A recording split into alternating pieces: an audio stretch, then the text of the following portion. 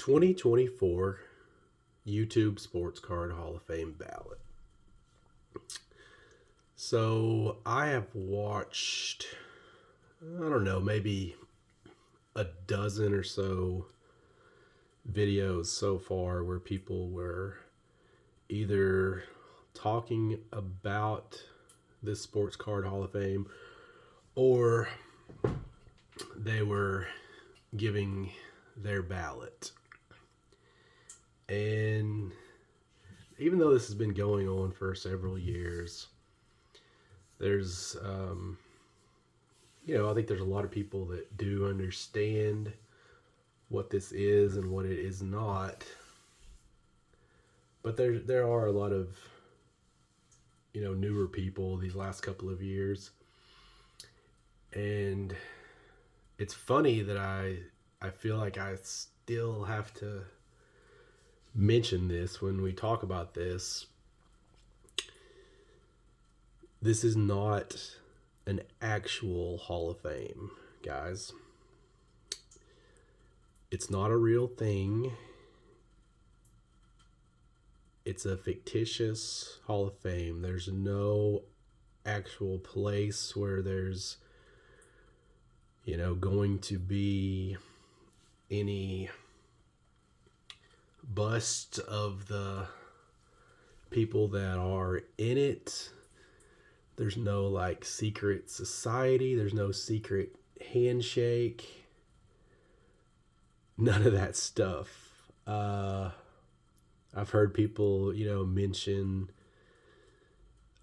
there's these gatherings at the national, and you have to go to the national to be included in this or nominated. No, you do not.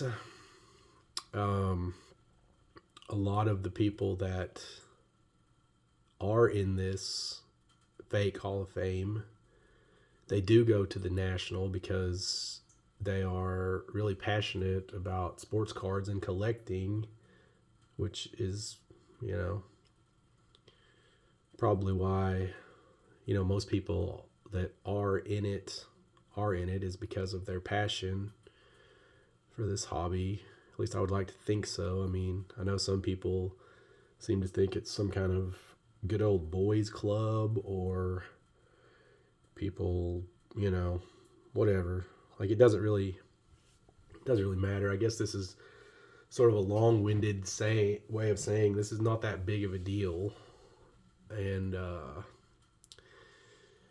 for the few people out there that are, openly campaigning for it, or, trying to, stick it to the man or break down some kind of barriers. I mean, I don't really know how to respond to that, because it's a fun thing. But at the end of the day, it's not that big of a deal. So, let me get into the people that I'll nominate. There's a list here. These are in no particular order. Let's see what we got first here. Josh, rated rookie. Love Josh's channel. I was a big fan of Josh's channel before I even met him and got to know him and become friends with him. I always felt like, Josh and Scotty Tradition, he's another guy that, I voted for in the past, and he was fortunate enough to make it in. I always felt like those guys, they kind of looked for the same type of cards that I do, and I just kind of felt like they collected in a similar fashion. So, love Josh's channel. If you guys haven't checked out Rated Rookie, please do yourself a favor, check it out. Next up, let's see. Because I'm Carlos. My friend from across the pond. Because I'm Carlos. Love watching his live streams that he does on Friday nights. Very sarcastic guy. Love it. And always glad when I get a chance to hop on there and participate. It's always a good time, and he doesn't take stuff like this too seriously, and I'm in total agreement with him on that. Like, it's not that big of a deal, guys. But Carlos, hope you get in, bud.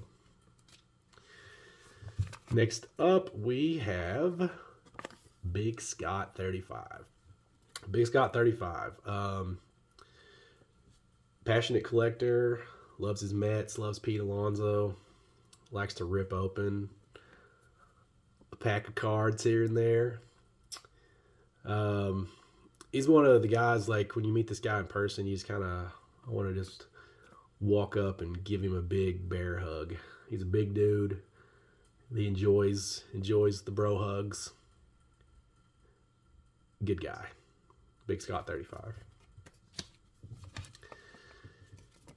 Next up, Ben, Dead Guy Cardboard.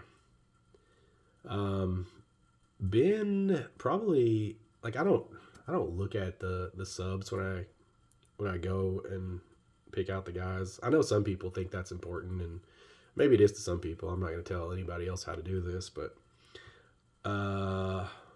Ben probably has the most subs of anybody that I nominated. I think he has like 3,500 or so. Great channel. Always does very informative videos. I really like some of his 90s videos that he does as well. But yeah, a lot of fun pre-war videos. Great collection. Great guy, Ben. Dead Guy Cardboard.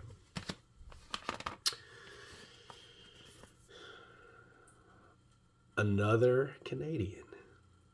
Is there like a limit on the number of Canadians you can? Never mind. Mike, Canadian Cards. I know for a fact Mike does not care if he gets into this Hall of Fame, but I'm voting for him because I love the guy. How could you not love Canadian Cards?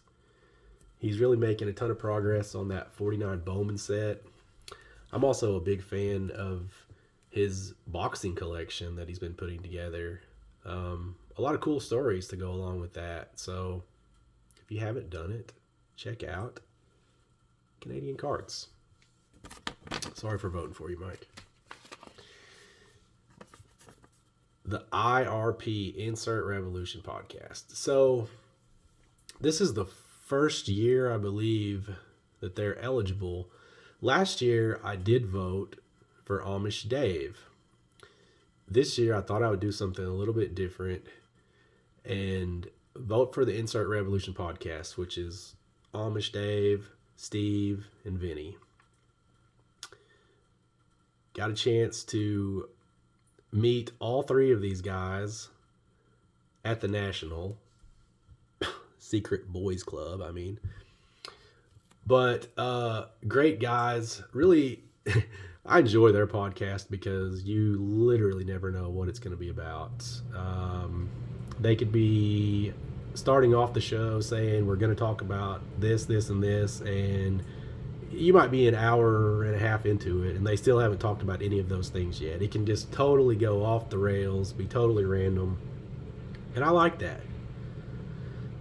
These guys are all very knowledgeable about cards, but if you just want something different, go watch this, because they may end up talking about fast food places or God knows what. But they'll mix in a lot of card talk too, so I like it, guys. Hopefully you guys get in. Let's see who we got next. Jake, 90s b-ball cards. So Jake puts a ton of effort and production quality into his videos, which, as you can tell by these envelopes that I've written on here, I do not. So I can appreciate the time and effort that it must take to actually try to make a quality video, and Jake does that. Big Penny Hardaway guy. Always enjoy to see what Jake's picking up. He doesn't rip as many 90s packs as he used to, which obviously he would love to, but the cost of those things is just, got totally out of control. This doesn't make sense to open that stuff anymore. But Jake still finds interesting topics, mostly around 90s basketball cards, hence the name 90s b-ball cards. Check Jake out. Great channel. Only 3 remaining. Only 3. Let's see. Let's take this one. Maxa Jackson. Max, big pre-war guy, big T206 guy, much like myself, does not put out a lot of videos, which I don't mind that at all, because to me, when somebody doesn't put out a ton of videos, it kind of makes it a must-watch when they do. Totally off topic here, I guess, but I did get like a random Instagram message yesterday where somebody had sent me a link to one of these videos talking about the YouTube Hall of Fame, and they mentioned how sometimes people will get into this YouTube Sports Card Hall of Fame, and then they stop making videos. They stop making as many videos. I guess like the idea behind this is like, once you get into this fake Hall of Fame, that you just like start cashing the checks and live off the residuals or something. I really don't understand what they were trying to get at with that, but my name was mentioned, Bob Lewis was mentioned, Filmington was mentioned, so I don't know. Maybe those guys are off living on a beach somewhere, but myself personally, I've just kind of been, living my normal life. So I don't know if there's anything to all that. Just, cash it in once you have made it to the big time in the Sports Card Hall of Fame. But love Max's stuff. Always a must-watch for me when he puts out a video. So that's what it's about to me, guys, is like, when I'm looking at who I'm going to pick, do I watch their videos? Because I don't care how many subscribers they have or how great other people think they are, or whatever, sponsorships, this, that, the other. If I don't actually watch them, if I don't like it enough to watch it, I'm not going to vote for them. So sorry to all those people out there that have tons of subs that I'm not voting for.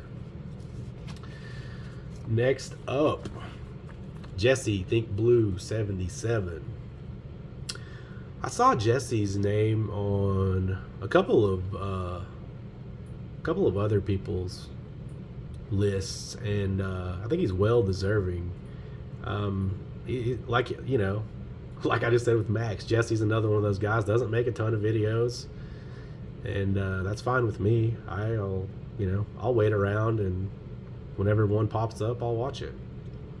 Because if he puts out 1 or 2 videos a year, that's like 1 or 2 more videos of his that I'll watch than a lot of people that put out videos daily or twice daily.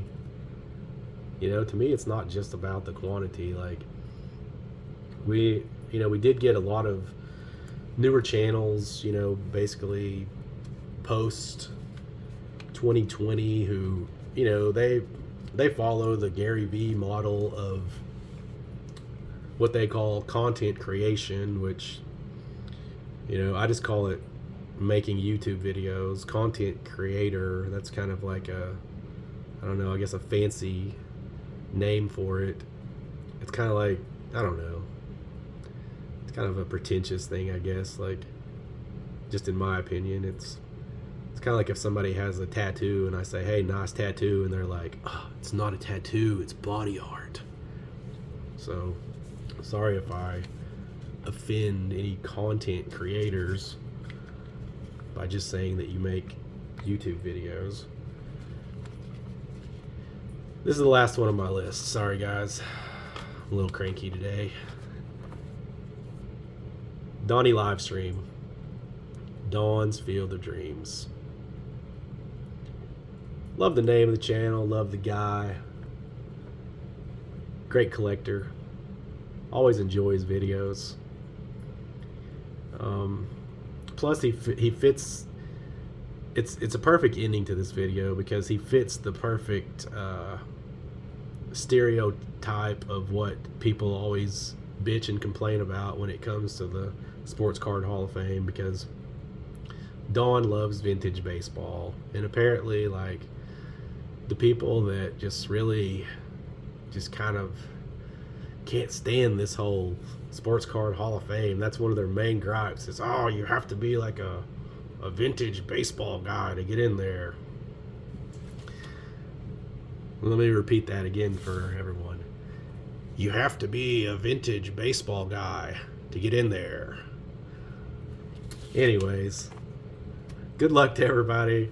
Hopefully you guys have some fun. Don't take this too seriously. Obviously, you can see that I don't take it too seriously. And I guess if anybody out there gets too upset and because they put all the time and effort and campaign money into this and then they don't get in, just send me a message on IG and I'll send you this fancy little patch if it means that much to you. Peace.